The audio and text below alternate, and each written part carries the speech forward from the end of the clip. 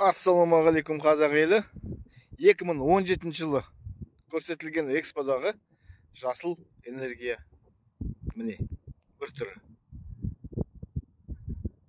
Жаңғызтөбе ауылының, Жаңғызтөбе ауылы, соның жанында тоқ шығаратын диірмендер, қапалақтар тұр. Алыстан қарасаң кішкентай сияқты, негізі жақыннан келсең үлкен екен.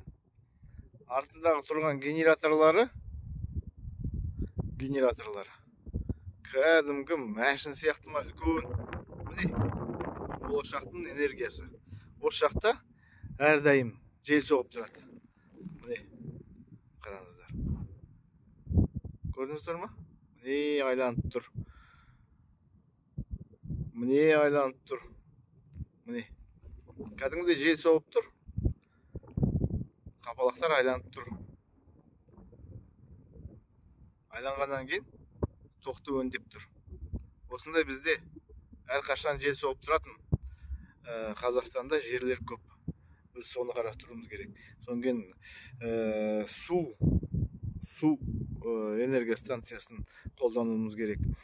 Және де күн сәулесімен қолданатындар бар ғой, күн сәулесімен. Сондай энергостанцияны, электростанцияны қолдануымыз керек. Міне. Мынау қазір ақырын жел соғып тұрған өзінде осылай. Мынандай негізі батыс Қазақстан жақта осындайлар көп дейді. Соны көбейту керек. Ерейментауда көп дейді.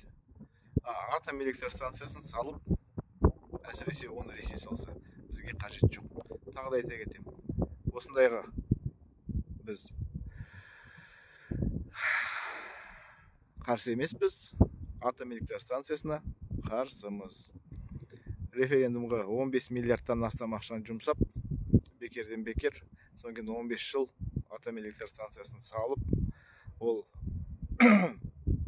бағасы 12 миллиард дейді, 12 миллиардтан ертең күні ол әлде қайда асып кетеді. Инфляция дейді, доллар өсті, айтты бүйтті, ақ болды, көк болды. Біздің қазіргі заманда қатқан баға жоқ.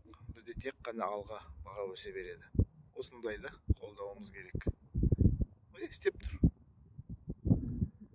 Осындай қойсаңыздар, мархабат.